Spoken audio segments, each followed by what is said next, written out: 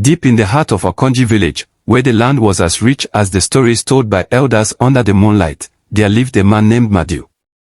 He was known far and wide as the corn man because of his vast maize farms that stretched beyond what the eye could see.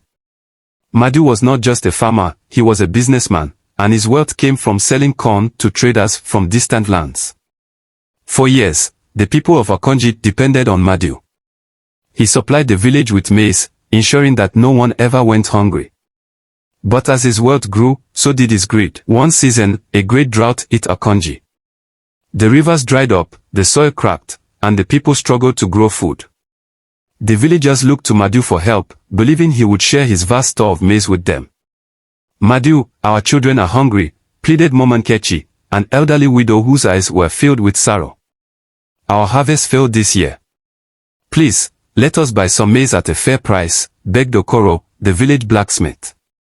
But Madu only laughed.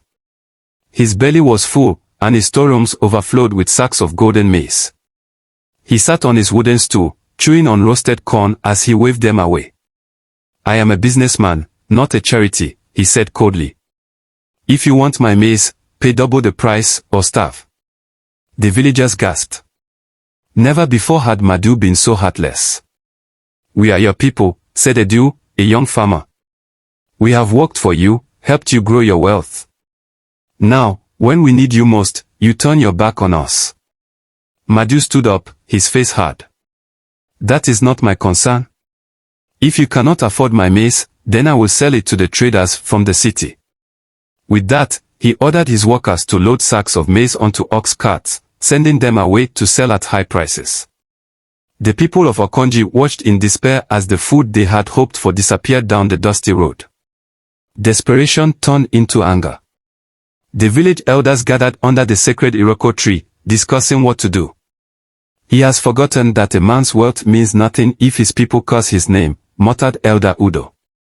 Chaii, her voice filled with sorrow, raised her hands to the sky. "Madu, you have abandoned us in our time of need. May the gods of Okonji judge you." The villagers repeated her words, and that night, a strong wind howled through the village as if carrying the whispers of the ancestors. But Madu did not care. He counted his money, laughing at the foolishness of the poor villagers. Days later, as Madu prepared to sell more maize, his workers rushed into his compound, their faces pale with fear. "My lord! The maize, it is rotten." Madu's heart pounded. He ran to his storehouses and was met with a terrible sight. The golden maize that had once filled the air with a sweet scent was now covered in mold and maggots. Sack after sack had turned black and stank of decay. "This is impossible," Madu shouted, grabbing a handful of spoiled grain. The maize was fresh just yesterday. The next morning, traders arrived from the city, but when they saw the ruined maize, they spat on the ground and cursed him. "You have wasted our time, corn man," one trader sneered. "You will never do business with us again." One by one, they turned their carts and left. Madu's hands trembled. His wealth, his power, it was slipping away like sand in the wind. That night, as Madu sat in his compound, tormented by his losses, he heard a soft whisper in the wind. "Madu. Madu. You have betrayed your people." He turned sharply, but no one was there. His heart pounded. Was it the wind? Or something else? Then a faint rustling came from his granary. He grabbed a lantern and stepped inside. The air was thick with the smell of decay. But worse than that, his maize sacks were moving. He stumbled back as the sacks burst open, and out crawled giant black beetles, their shells gleaming in the lantern light. They swarmed toward him. Madu screamed and ran out, his breath ragged. But the whisper followed him. "You turn your back on your people. Now, the land turns its back on you." Madu shut himself in his hut, but sleep would not come. Every time he closed his eyes, he saw the angry faces of the villagers, heard their voices echoing in his head. The next morning, Madu awoke to chaos. His remaining workers were gone.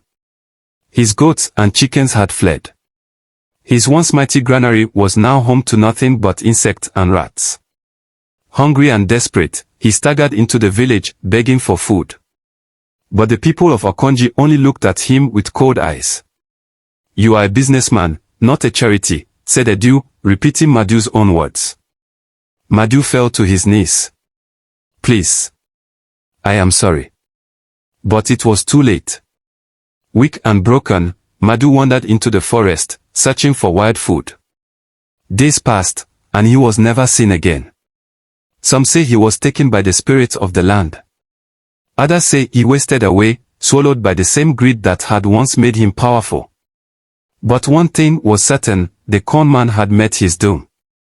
And in Okonji, the people never forgot.